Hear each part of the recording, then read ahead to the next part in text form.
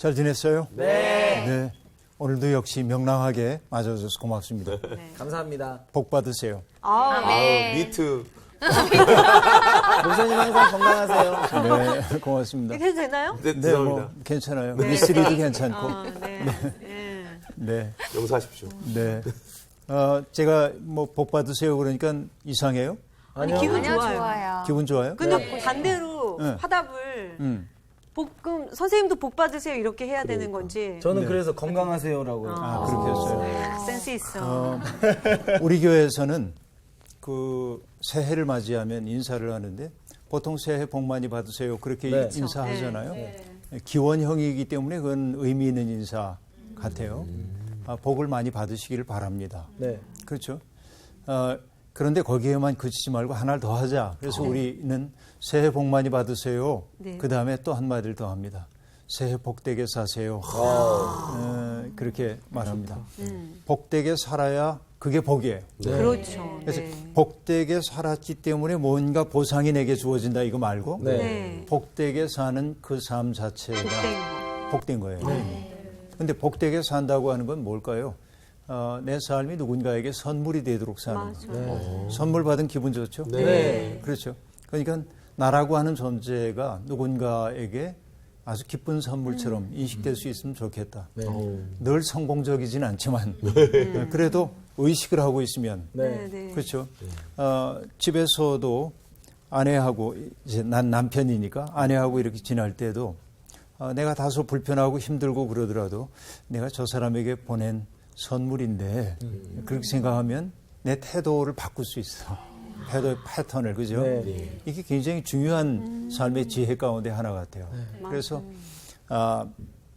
하나님은 나를 통해서 세상을 아름답게 만들기를 원하는데 그러니까 내 속에 있는 가능성 가지고 누군가에게 복을 끼칠 수 있다면 그것처럼 좋은 게 어디 있을까? 그런 생각이죠. 오늘 이제 진짜 복이 뭔지에 대한 이야기를 좀 나눠보려고 해요. 네. 드디어 진짜 복을 배우는. 네. 이미 알고 있는 거예요. 큰 기대하지 말고. 네. 오늘 우리가 함께 보게 될 시편은 시편 128편입니다. 네. 오늘 수업 시편 79강 어떤 복을 기대하는가? 우리 모처럼 광우 씨가 한번 네. 읽어주세요. 와, 영광입니다. 네. 진짜 좋겠다. 너무 좋다. 여호와를 경외하며 그의 길을 걷는 자마다 복이 있도다. 내가 내 손의 수고한 대로 먹을 것이라. 내가 복되고 형통하리로다. 내 집 안방에 있는 내 아내는 결실한 포도나무 같으며 내 식탁에 둘러앉은 자식들은 어린 감람나무 같으리로다. 여호와를 경외하는 자는 이같이 복을 얻으리로다. 여호와께서 시온에서 내게 복을 주실지어다. 너는 평생에 예루살렘의 번영을 보며 내 자식의 자식을 볼지어다. 이스라엘에게 평강이 있을지로다. 아멘. 아멘. 고맙습니다. 막 목이 메이네요. 좋은 낭독 고맙습니다. 낭독이라고 하는 거 우리가 굉장히 강조해온 바인데 네. 성경은 눈으로 읽으면 안 돼요. 사실은. 네. 낭독을 할 수 있어야 됩니다. 소리를 내서. 그러면은 이 성경이 우리에게 그 소리를 통해서 내 마음과 내 머리가 그 소리를 듣거든요. 네. 새겨지거든요. 네. 눈으로 볼 때와 다르죠. 네. 그러니까 이게 중요하다는 말씀을 드렸어요. 여러분 복 싫어하는 사람 아무도 없죠. 복 받기를 다 이제 원합니다. 그런데 여러분 우리나라 기독교를 사람들이 흔히 얘기할 때 네. 기복적이다 네. 이런 말들을 하죠. 네. 빌기자 쓰는 건데 항상 복을 바라는 거, 복. 그렇죠? 그래서 일전에도 말씀드렸지만은 어느 분은 교회에 딱 들어와가지고 자리에 딱 앉는 순간 뭐라고 나오냐면 주시옵소서. 그렇게 하는 분들이 익숙하네요. 있었어요 과거에. 네. 그죠? 네. 그러니까 뭐든지 좀 주십시오. 이제 그렇게 얘기합니다. 사실 성숙한 믿음은 달라고만 하는 게 아니고 네. 나를 누군가에게 줄 수 있는 것이 네. 아까 우리 얘기했던 대로 그죠? 네. 근데 정말. 기복적인 신앙이라고 하는 것이 나쁘지만은 않아요. 우리나라에서 특별히 기복적인 신앙이 뭐 강화될 수밖에 없었던 것은 우리가 겪어왔던 민족사의 고난과도 관련이 된다고 봅니다. 네. 그렇죠? 일제시대 지났죠. 아주 피폐한 삶을 살았어요. 네. 좌우 대립식이 지났죠. 전쟁을 겪었죠. 네. 전쟁을 겪고 나서 국토가 다 황폐화되고 그러니까 살아남은 사람들의 과제는 뭐였어요? 어떻게든지 살아남아야 하는 거예요. 네. 이후에 그냥 먹고 사는 문제만이 아니라 전쟁에서 겪었던 상처의 기억들이 있잖아요. 폭력의 기억들. 네. 그렇죠. 가까이 살고 있던 사람들이 죽는 모습도 봤고요. 그 정말 인간이 무력감을 느낄 수밖에 없었던 그 상처의 기억들이 트라우마처럼 남아 있었죠. 그러니까 어떻게든지 살아남아야 했기 때문에 그렇죠. 주시옵소서. 복을 주십시오. 네. 그렇게. 그래서 전쟁 이후에 기독교 신앙이 기독교의 선포가 복에 대한 선포가 많았고 네. 그래서 복을 얘기하는 교회들에 사람들이 많이 몰려가고 이거 충분히 이해할 수 있는 부분이라고 볼 수 있습니다. 네. 그러니까 함부로 우리들이 그 복 달라고 하는 것을 나쁘다고만 얘기하면 안 됩니다. 네. 인간에겐 누구나 다 기복적인 신앙이 있는 것이죠. 근데 문제는 있어요. 뭐냐면 내게 복을 주십시오 라고 말할 때 항상 자기중심적 네. 사고를 할 수밖에 없다는 거죠. 저 사람은 어떻게 되든지 말든지 내가 복을 누릴 수 있다면 그거 하나님께 영광이라고 말하는 사람들이 생겼어요. 예컨대 저 차를 내가 타야 했는데 못 탔어. 대신 딴 사람이 탔는데 사고가 나서 살아남은 사람이 말하기를 주께서 나를 사랑하셔서 이렇게 얘기하면 안 되잖아요. 그렇죠. 네? 그렇죠? 네. 이런 경우 같은 것들이 이제 많은 거죠. 항상 복을 바라는 마음은 자기중심으로 회귀하기 쉽다. 그 얘기죠. 그러니까 복하고 얘기할 때 사실은 공동체는 내적으로 멍이 들고 있다고 얘기할 수도 있어요. 그렇죠. 제가 군목으로 있을 때인데 군부대 근처에 어느 그 산속에 기도원이 있었습니다. 근데 그 기도원에 어느 날 갔더니 기도원 원장님이 제게 하소연을 합니다. 목사님, 이 관에서 받는 박해가 엄청납니다. 이 환난을 내가 이렇게 이겨내면서 견디게 해달라고 하나님께 기도한다고. 무슨 내용인가 보니까 불법 건축물을 만들었어요. 그러고 나서 이제 그분이 뭐냐면 불법 건축물에 대한 제지가 들어오니까 네. 이게 환난이라고 얘기하는 거예요. 불법을 행한 거잖아요. 그것도 하나님의 은혜로 커버해달라고 그러면 안 되잖아요. 근데 우리는 너무나 자주 이런 아주 뒤집힌 신앙을 갖고 있는 경우가 아주 많이 있습니다. 근데 여러분, 기독교인들이 누릴 수 있는 복이라고 하는 것은 사실 보면 예수님이 우리에게 가르쳐 준 복은 그런 복은 아닙니다. 네. 산상수훈에 나오는 팔복 기억나시죠? 그 팔복은 대개 어떤 내용들이에요? 뭘 주십시오는 아니죠. 네. 어떤 사람들이 복이 있습니까? 마음이 가난한 사람, 또 슬퍼하는 사람, 온유한 사람, 자비한 사람, 평화를 만드는 사람, 그렇죠? 마음이 깨끗한 사람, 그렇죠? 의에 줄이고 목마른 사람, 그리고 어떻습니까? 의로운 세상 이루기 위해 애쓰다가 박해를 받은 사람. 네. 이렇게 보면 거기에서 사실 복이라고 얘기하고 있는 것은 세상 사람들에게는 별로 복처럼 안 보이는 것들이죠. 고난처럼 보이죠. 고난이죠. 네. 그렇죠? 이게 이제 문제가 있어요. 근데 그것을 복이라고 번역했지만 사실 이렇게 번역되면 좋을 것 같아요. 행복하다, 이러이러한 사람. 그렇죠? 예수님은 우리에게 진짜 행복이 뭔지를 가르쳐주고 있는 거죠. 우리는 행복하기 위해서는 남들이 소유하지 못한 것들을 소유해야 한다고 생각합니다. 대개 이 시대의 사람들의 행복은 뭐와 관련이 있냐면 희소성과 관련이 되어 있어요. 네. 희소성. 한정판. 그렇지. 적절한 얘기다. 한정판. 네. 스페셜 에디션. 네. 스페셜 영어는 에디션이에요. 되는데요. 네, 영어 좀 되는데요, 오늘. 예. 희소한 거, 남들이 갖지 못한 거. 네. 그래서 남들과 구별되는 나만의 기호. 네. 그래서 요즘은 여러분 기호를 소비하는 거죠. 그렇죠. 남들이 갖지 못하는 기호. 네. 소위 명품이라고 하는 기호 이런 것들을 소비함으로써 남이 따라오지 못하도록 만들죠. 그런데 따라오는 사람들 열심히 따라오니까 앞서가는 사람 또 어떻습니까? 또 다른 뭔가를 그렇죠. 만들어내가지고 끝없이 가는 네. 거죠. 그래서 이걸 행복이라고 말하는데 그래서 여러분 뒤따라가는 사람은 언제나 행복은 신기루에 지나지 않습니다. 맞아요. 진짜 행복이라고 하는 것은 자기 확장 혹은 희소한 것의 소유 이런 것을 통해서 주어지는 가치가 아님을 예수님은 우리에게 가르쳐주고 있습니다. 네. 기독교 신자들에게 진짜 복이 있다면 뭘까요? 돈 많이 버는 거? 뭐냐면 나 같은 사람이 하나님의 백성으로 부름받았다는 거. 그렇죠? 하나님의 백성으로 부름받았다는 거. 네. 거기에서 더 나가서 뭐예요? 하나님이 같이 하자. 나 같은 사람을 통해서 세상을 아름답게 만들고 싶어 한다는 거. 아, 그게 정말. 하나님의 꿈에 동참하도록 네. 우리를 네. 불러주셨다고 하는 거. 맞아요. 그렇죠? 네. 제가 아주 즐겨 인용하고 있는 아브라함 조수아 헷셀이라고 하는 사람이 있는데 그분은 하나님을 믿는다는 것을 이렇게 얘기합니다. 하나님을 믿는다는 것은 내식의 인용이에요. 변형시켜가지고 하나님의 꿈을 나의 꿈으로 삼고 네. 그 꿈을 이루기 위해 해산의 수고를 다하는 것이다.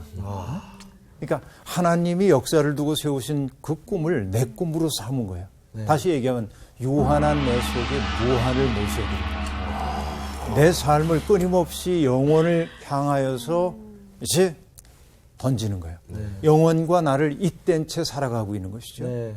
그렇죠. 여러분 항상 땅의 현실만을 바라보면 불행이 내면화될 수밖에 없어요.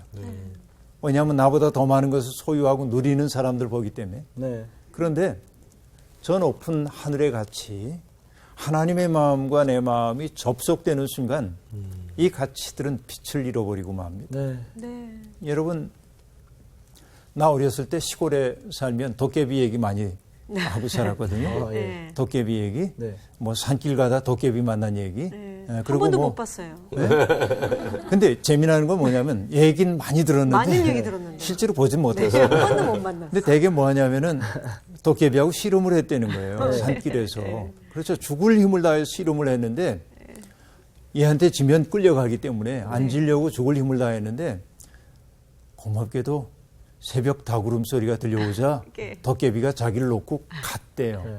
그러다 방망이 떨어뜨려 놓고 가고. 그래서 이제 너무나 지쳐가지고 이렇게 드러눠서 있다가 저 동편에서 해가 희뿌욤하게 밝아와가지고 네. 이제 좀 갈까 그러고 몸을 일으켜 보니까 자기 옆에 쌀이 빗자루 하나가 놓여 있더라는 거지. 피 묻은 쌀이 빗자루. 그렇죠? 이게 도깨비라는 거지. 근데 따지고 보면 우리 사는 게 꼭 이런 거예요. 그렇죠? 내 인생에 이거 아니면은 내가 죽을 것 같아서 이거 네. 놓으면 내가 죽을 것 같아서 네. 붙들고 있던 것들이 사실은 뭐예요? 쌀이 빗자루 하나. 네. 지나지 않아. 언제 그걸 알아요? 빛이 비치기 시작하면. 그렇죠? 여러분, 우리의 내면 속에 하늘의 빛이 비춰들면 이전에 좋던 것 이제는 값없다. 이렇게 되는 거예요, 이게. 그렇죠? 그러니까 거기에 붙들려 살고 있는 사람들의 부자유함을 보면 가엾죠. 저분들은 왜 저기에 붙들려서 저렇게 살고 있나? 빈간화돼 가면서. 그렇죠? 자기의 뜻을 이루기 위해 다른 사람들을 수단으로 이용하고 그렇죠? 스스로도 피폐해지면서 그렇게 사는 모습 보면 가엾죠. 네. 이게. 이 진짜 복이 뭔지 몰라서 그렇다 하는 얘기입니다. 오늘 이 시편 말씀은 우리에게 이런 말로 시작합니다. 여호와를 경외하며 그의 길을 걷는 자마다 복이 있도다 하고 말합니다. 그렇죠? 여호와를 경외하는 데서 그치지 않고 그렇죠? 그분의 길을 걷는 사람이 복이 있다 하고 말합니다. 여러분, 예수님이 그런 말씀하셨어요. 나는 길이요 진리요 생명이다 하고 얘기했어요. 네. 그 얘기는 뭘까요? 어떤 얘기일까요? 예수님이 길이에요. 그래서 신앙 고백은 예수님은 나의 길이십니다. 짝짝짝. 이게 이게 신앙 고백이에요? 아니죠. 예수님이 길이라고 하는 건 뭐 하라는 얘기예요? 그 길을 걸어야 한다는 네. 얘기죠. 그러니까 예수를 길로 고백한다고 하는 것은 예수님이 걸어갔던 그 길을 나도 걷는 네. 예수님의 길의 방향은 대개 어디를 향해 있습니까? 소외된 자. 저 낮은 곳을 향하여죠. 네. 고통받고 있는 사람들에게 끊임없이 가셨잖아요. 그러면 여러분 저 높은 곳을 향하여 가라고 얘기를 했는데 모순되잖아요. 저 낮은 곳을 향해 가니까. 그런데 여러분 바로 그 낮은 곳이야말로 높은 곳이에요. 이걸 알아야 돼. 네. 저 낮은 곳이야말로 하늘과 통하는 문이에요. 아멘. 저 높은 곳을 향하여 가는 것은 남들 모르는 뭐 신비한 지식을 가지고 이런 것이 아니고 그 낮은 곳을 통하여 나 있는 하나님의 세계에 눈 뜨는 게 저 높은 곳을 향하는 것이에요. 그래서 내 마음을 낮은 곳에 두지 않으면 높은 곳 지향할 수 없어요. 이게 예수 그리스도가 우리에게 보여주신 생이죠. 그러니까 여호와를 경외할 뿐만 아니라 그 길을 걷는 사람이 복이 있다 하고 얘기했어요. 그러면 여러분 예를 들면 이렇게 얘기해 볼까요? 일상 속에서 언제나 하나님의 마음을 염두에 두고 그분의 눈앞에서 살아야 하는 거죠. 여러분 애굽에 가서 애굽에 가가지고 요셉이 그 어느 집에 사환이 됐죠. 네. 그렇죠. 그런데 보디발이라고 하는 사람인데 그 사람의 아내가 요셉이 훤칠하고 잘생기고 젊고 매력적이고 그러니까 슬그머니 팔을 잡아당겼죠. 요셉 그러고 그래서 요셉이 뭐라고 얘기합니까? 아니 되옵니다. 왜 아니 된다고 얘기를 했습니까? 간단하죠. 뭐 하고 있기 때문에 그렇습니까? 내가 어떻게 큰 악을 행하여 하나님 앞에 죄를 지을 수 있겠습니까? 지금 은밀히 우리들이 잘못된 일을 하는 것 우리끼리만 아는 것처럼 보여도 하나님 보고 계시지 않습니까? 이것이 하나님 안에서 살아가고 있는 것이죠. 여러분 하나님을 믿는 사람은 교회에서만이 아니라 자기에게 주어져 있는 일상의 삶 속에서 그 길을 걷지 않으면 안 되는 거죠. 그렇죠. 이것이 이제 진짜 복이 뭔지를 128편 1절이 우리에게 들려주고 있습니다. 그러니까 여호와를 경외하며 그의 길을 걷는다고 하는 건 다른 건 아닙니다. 하나님의 통치에 내 삶을 일치시켜 나가는 거예요. 하나님이 내 삶의 주인이 되도록 사는 거죠. 여러분 옛날에 어떤 회사 광고를 보니까 자기 회사에는 결제란에 하나가 더 있대. 뭐 과장, 뭐 이렇게 사장 결제하는데 위에 하나가 더 있어요. 누가 하는 겁니까? 고객들이. 그러니까 좋다. 굉장히 기업의 이미지 광고죠. 일종의. 그런데 기독교인의 삶이라고 하는 것은 결국 뭐겠습니까? 나의 판단만이 아니라 그분이 내 속에 들어오셔서 나의 주인이 되어주시길 바라는 거죠. 이런 것이 여호와를 경외하는 삶입니다. 또 삶이 제 아무리 고달파도 세상을 이끌어 가시는 분이 하나님이라는 사실을 마음속에 명심하고 사는 거죠. 뿐만 아니라 그 길이 비록 좁은 길처럼 보여도 그 길을 끝끝내 걸어가는 사람들, 바로 그들이 여호와를 경외하는 사람들이라고 볼 수 있어요. 제가 공부하던 70년대와 80년대 그 초반을 생각해 보면 참 어려웠던 시절을 우리들이 좀 지나왔습니다. 젊었던 우리에게는 세상의 어둠이 너무 지극한 것처럼 보였어요. 정의는 있는가? 이렇게 애써보면 뭐해? 결국 세상이 이 모양인걸. 이런 생각이 정말 우울하게 우리의 마음을 지배하고 있을 때가 있었습니다. 근데 그때 여러분 우리가 즐겨 불렀던 노래가 있어요. 근데 그 노래를 그 70년대 혹은 80년대를 배경으로 생각하면서 그 노래를 부를 때 우리의 마음은 감동이었어요. 그래, 이렇게 살아야지. 그래. 이게 정말로 그 어둠 속에서 빛 한 점을 발견한 것 같은 느낌이에요. 감동이 있었어요. 내가 미리 악보를 나눠드렸는데 가지고 계셨습니다. 우리 한번 같이 불러볼까요? 바로 이게 이렇게 역사가 있는 노래였군요. 그러니까. 네. 기가 막힌 노래죠. 네, 한번 불러보시죠.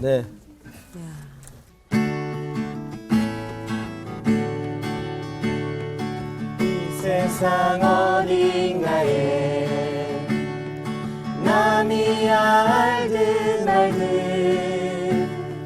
착한 일 하는 사람 있는 걸 생각하라. 마음이 맑아진다. 이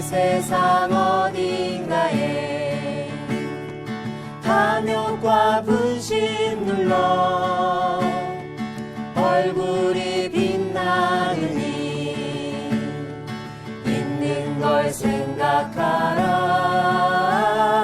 마음이 밝아진다. 이 세상 어딘가에 정빈을 감수하고 덕행에 힘쓰느니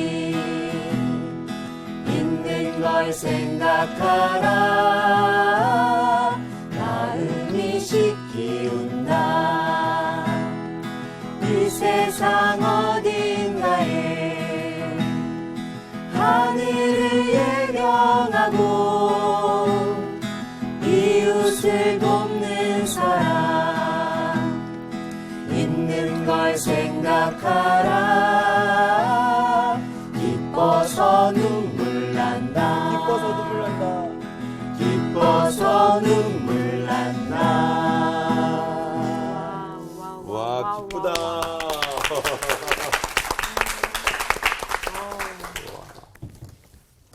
절망의 어둠, 희망 없음, 미래가 있는 걸까? 우리의 동료들의 그 많은 수고, 희생, 이런 것들이 허무하게 끝나는 것처럼 보이기도 하고, 그래서 우리의 마음속에 어둠이 가득 드리웠을 때, 이 세상 어딘가에 남이야 알든 말든 착한 일 하는 사람이 있는 걸 생각하라.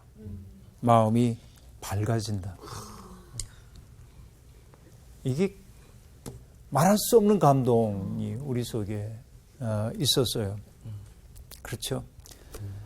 그 다음에 이제 그 가사 가운데 4절, 이 세상 어딘가엔 하늘을 예경하고 이웃을 돕는 사람이 있는 걸 생각하라.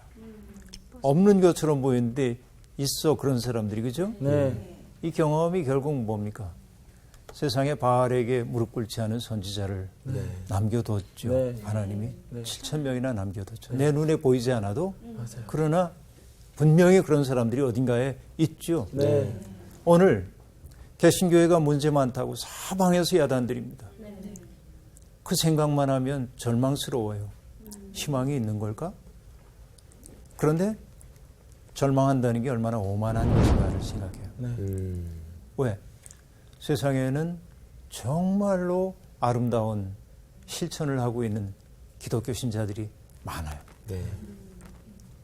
그들이 매스컴 앞에 드러날 자리에 있지 않을 뿐이지. 그러니까 숨겨진 자리에서 이렇게 열심히 사는 사람들, 네. 여호와를 경외하고 그리고 그 길을 걷기 위해 애쓰는 사람들이 있죠. 네. 하나님은 어쩌면 바로 그런 사람들을 통해서 이 세상에 희망을 가져오고 있는지도 몰라요. 네. 여러분, 지렁이 네. 아시죠? 네. 지렁이가 하는 일이 뭐예요? 흙 속에서 그게 지렁이의 일인지는 모르겠으나 지렁이가 살기 위해서 하는 일이 뭐죠? 흙을 삼켜요. 네. 그렇죠? 다시 그리고 자기의 체액으로 이렇게 네. 해서 흙 속에 있는 것들을 양분을 취하고 뱉어. 그리고 자기의 체액과 섞어서 내놔요. 이렇게. 네. 그러므로 분변토를 내놓는 거죠. 네. 그러면 여러분 지렁이를 통과해서 나온 그것이 굉장히 기름진 흙이 되죠. 네. 그리고 지렁이가 땅을 파고 다녀가지고 구멍. 땅이 뭐냐면 딱딱해지지 않도록 네. 만들죠. 네. 지렁이가 그런 역할을 해요. 그러니까 여러분 우리가 이 세상에서 사는 것은 지렁이처럼 보이는 사람들 눈에 띄지 않는 뭔가가 애써주고 있기 때문인데 세상에는 바로 그렇게 살고 있는 사람들이 있는 거죠. 네. 고맙죠. 우리들이. 그죠? 그래서 이 노래를 부를 때마다 저는 정말 가슴이 뭉클해져요. 이 가사 하나하나가 정말 그래. 우리 눈에 보이지 않을 뿐 세상 어딘가에서 이렇게 살고 있는 사람들이 있어. 그래서 이것이 우리로 하여금 용기를 내도록 만드는 거죠. 그래서 기독교인들은 절망하라고 부름받은 사람들은 아닙니다. 네. 그렇죠? 희망을 노래해야 하는 거죠. 네. 우리에게 주어져 있는 삶의 자리가 제 아무리 황폐화되어 있다 해도 그 속에 희망을 가져가고 빛을 가져가고 희망의 노래를 부르는 게 우리의 일이다 말이죠. 예, 그렇게 얘기를 하고 싶어요. 그 다음에 여러분 2절 말씀을 볼까요? 자, 복 얘기를 하고 있는데요. 2절이 이렇게 말하네요. 내가 내 손이 수고한 대로 먹을 것이라. 내가 복되고 형통하리로다 하고 말합니다. 네. 여러분, 내 손이 수고한 대로 먹을 것이라. 이게 복이래요. 하나님이 약간 인색하신 것 같아요. 그죠? 조금 더 우리가 네. 복이라고 하는 건 뭐냐면 내가 하지 않은 것까지 좀 주실 네. 때 예. 복 받았다고 주로 얘기를 하는데 그렇죠. 후이 흔들어 막. 흔히 그러죠. 예. 그런데 여러분, 한국의 크리스천들이 이 2절을 꼭 붙들었으면 좋겠어요. 내 손이 수고한 대로 먹을 것이라 하고 네. 말했는데요. 네. 여러분, 그 내 손이 수고한 대로 먹는다라고 하는 것이 우리에게는 당연한 일처럼 생각되는지 모르나 제국의 압제를 경험했던 사람들에게는 이것이 당연하지 않아요. 그렇죠. 그렇죠. 누군가 폭압적인 권력 아래에서 네. 자기들이 생산해 놓은 것을 다 빼앗겼던 경험을 했던 사람들에게는 이 말이 범상치 않게 다가온다 하는 얘기입니다. 그렇죠? 네. 오늘날에도 내가 열심히 일을 했는데 대가를 받지 못하는 사람들이 많이 있죠, 제법. 네. 우리들 그렇잖아요. 네, 맞아요. 이주 노동자들이 어려움을 겪는 사람들도 있습니다. 그들의 내면 속에서 하고 있는 신음소리가 뭘까요? 우리 일한 만큼 좀 보상을 받았으면 좋겠어. 그런 얘기죠. 네. 그들에게는 뭡니까? 내가 일한 만큼 누릴 수 있는 것이 복처럼 느껴질 수 있는 거죠. 네. 이게 정말 중요한 거예요. 우리는 너무나 많은 것을 원합니다. 출세, 명예, 권세를 누리는 사람들을 보면서 우리는 부러워하지요. 네. 그러나 정말로 자기들이 수고하지 않은 것을 누리고 살고 있는 사람들의 삶이 정말 복일까? 자, 이 말씀 앞에서 그들의 삶을 한번 세워보는 거예요. 네. 여러분, 나는 그것이 화일 수 있다고 생각해요. 그것이. 그래서 여러분, 전도서에 나오는 말씀을 저는 참 좋아하는데요. 전도서 3장 12절과 13절에 이런 말씀이 나옵니다. 사람들이 사는 동안에 기뻐하며 선을 행하는 것보다 더 나은 것이 없는 줄을 내가 알았고 사람마다 먹고 마시는 것과 수고함으로 낙을 누리는 그것이 하나님의 선물인 줄도 또한 알았도다 라고 말합니다. 자, 인생이 뭔가 했더니 사는 동안에 누군가를 행복하게 만들기 위해 선을 행하는 거 이게 복된 삶이라는 것이고 네. 그것보다 나은 삶은 없다고 하는 것이고 사람마다 먹고 마실 수 있다는 거 네. 이것도 복이고 또 수고함으로 낙을 누리는 거 수고 안 하고 낙을 누리는 게 아니라 수고함으로 낙을 누리는 그것이 하나님의 선물이더라 이렇게 말하고 있습니다. 그렇죠. 성경이 우리에게 보여주고 있는 복이라고 하는 것은 상당히 소박합니다. 네. 그래서 예수님도 우리에게 기도를 가르쳐 주시면서 뭐라고 하냐면 오늘 우리에게 일용할 양식을 주십시오라고 기도하래요. 네. 그런데 이 기도가 참으로 드려지기 위해서는 어때야 할까요?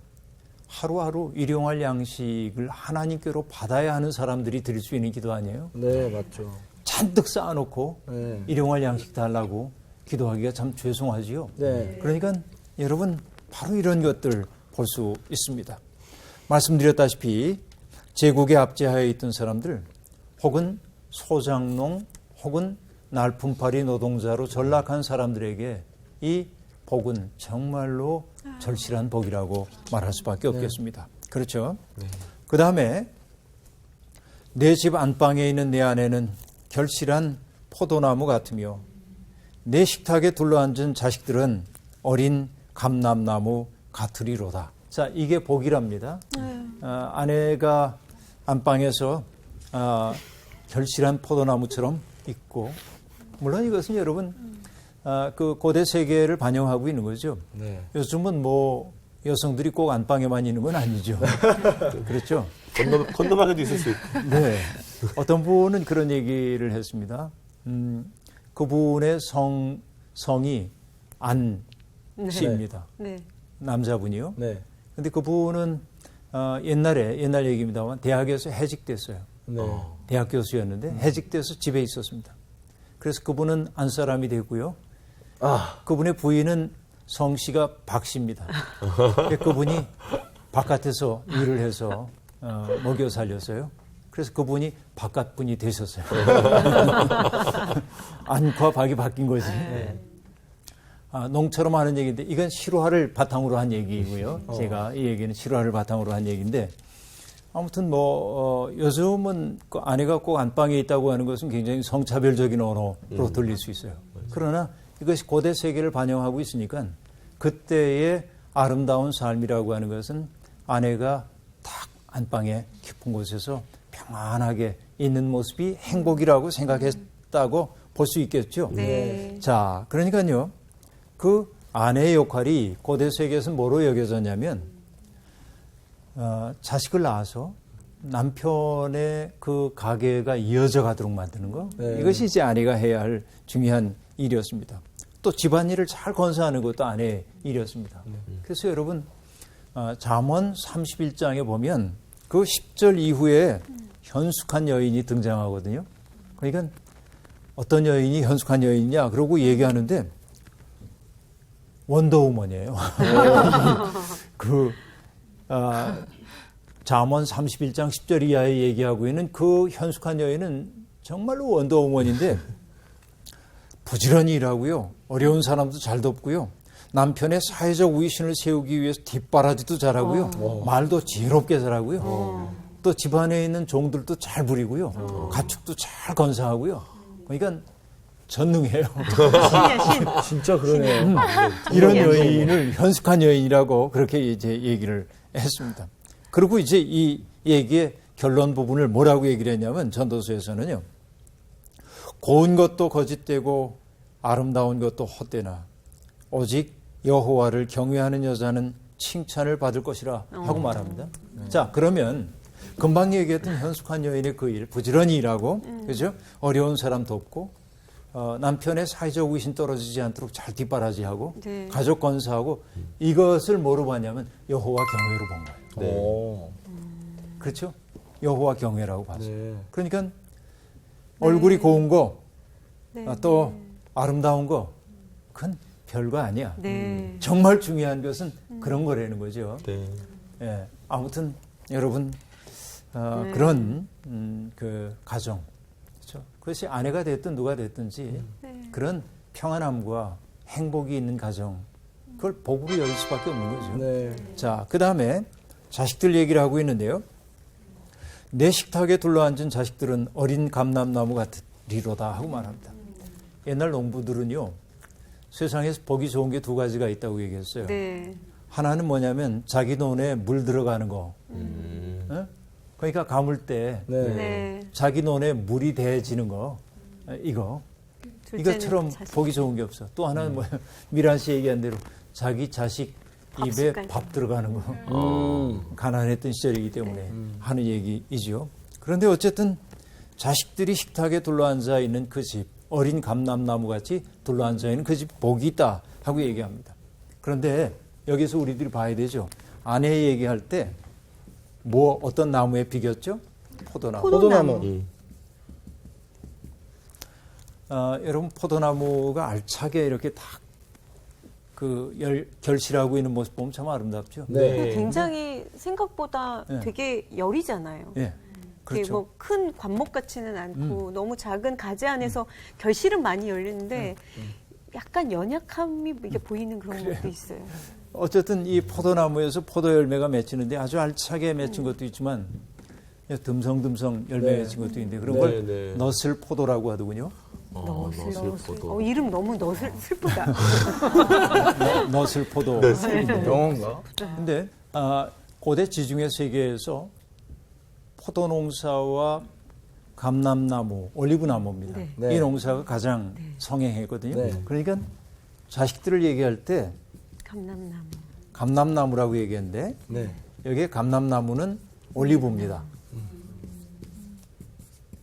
그렇죠? 올리브나무입니다. 근데 여러분, 이 올리브나무는요, 지금도 팔레스타인 사람들의 상징입니다. 그들은 올리브나무를 자기들의 상징으로 여기고 있어요. 그리고 올리브나무는 여러분, 우린 비둘기가 평화의 상징이라고 말하지만 네. 지중해권 사람들은 올리브를 평화의 상징이라고 얘기합니다. 이게 이제 평화의 상징이에요. 그래서 팔레스타인 사람들과 함께하는 단체에서는 저 올리브를 이렇게 씁니다.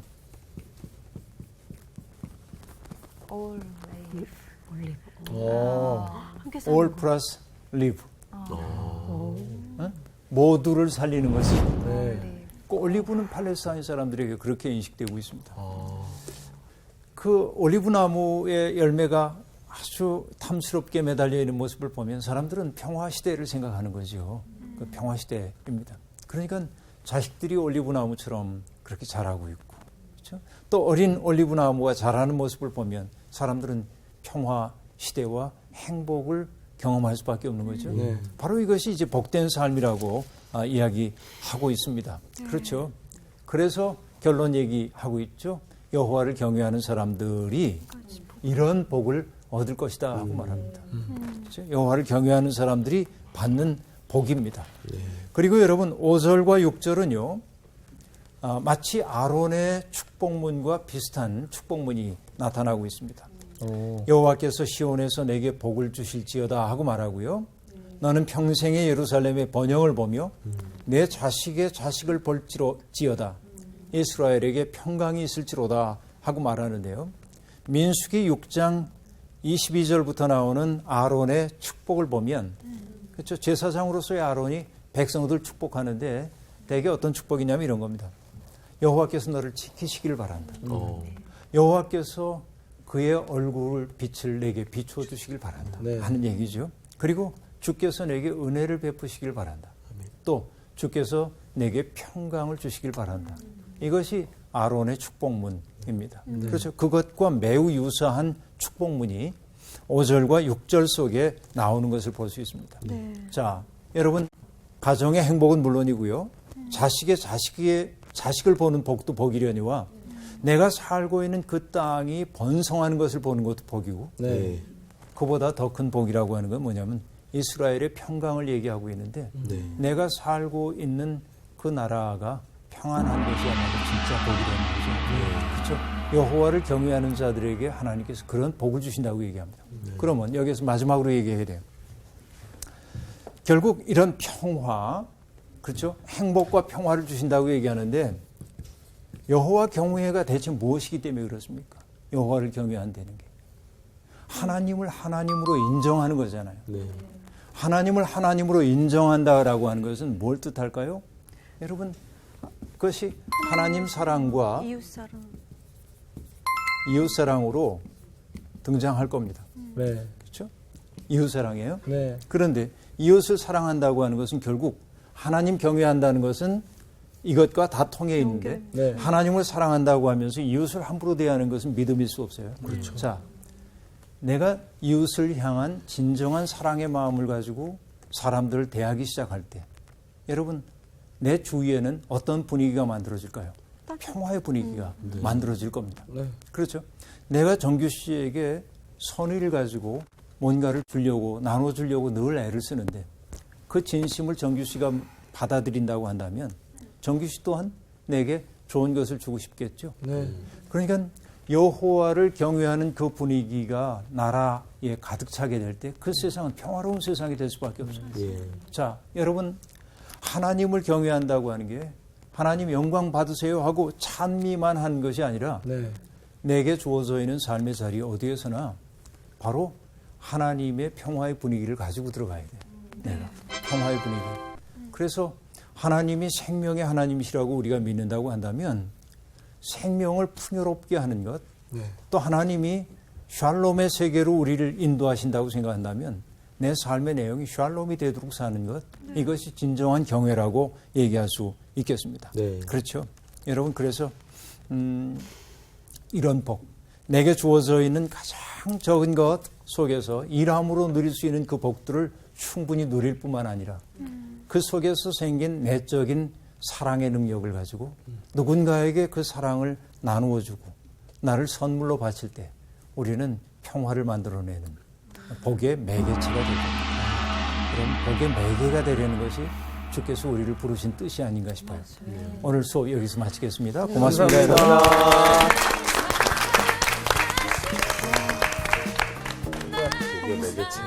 나를 위한 삶이 복이 아닌 거지. 그치. 정말 타인을 위한. 음. 네. 그래서 참. 근데 이웃사랑이 이게 타인을 위한 거긴 하지만 내가 이게 힘든 게 아니라 내가 기뻐지면서 내가 새로워지고 내가 더 좋아지고 내가 더 풍성해지는 거야. 그게 복이죠. 그게 복이 되는 거야. 나한테. 복의 매개체니까. 그러니까 이름을 바꿀래. 정복으로. 오, 좋다. 정복. 다 바꾸자. 복. 복 내려. 장복, 장복. 전 이복이에요. 이거. 김복이야? 어쨌든 복의 매개체. 맞아. 우리 한 주만 좀 그렇게 살아. 그래요, 한번 가봅시다. 네. 그렇게 살아보자고요. 이번 주 퀴즈입니다. 다윗의 죄를 깨우치기 위해 나단 선지자가 이야기한 비유는 무엇인가요? 1. 부자와 가난한 사람. 2. 드라크마를 들인 여인. 3. 열매 없는 무화과 나무. 정답을 아시는 분은 CBS 성서학당 홈페이지에 정답을 올려주시거나 우편으로 보내주시면 됩니다. 보내실 곳은 서울특별시 양천구 목동서로 159-1 CBS 성서학당 담당자 앞입니다. 연락처를 꼭 남겨주세요. 선정되신 분들에게는 대한성서공회에서 성경, 송태근 선생님의 내가 어디 있느냐, 하나님이 꿈꾸는 교회, 김기석 선생님의 일상 순례자, 신우희 선생님의 땅과 하늘의 갈림길에서, 이영재 선생님의 이삭 이야기 가운데 하나를 드립니다.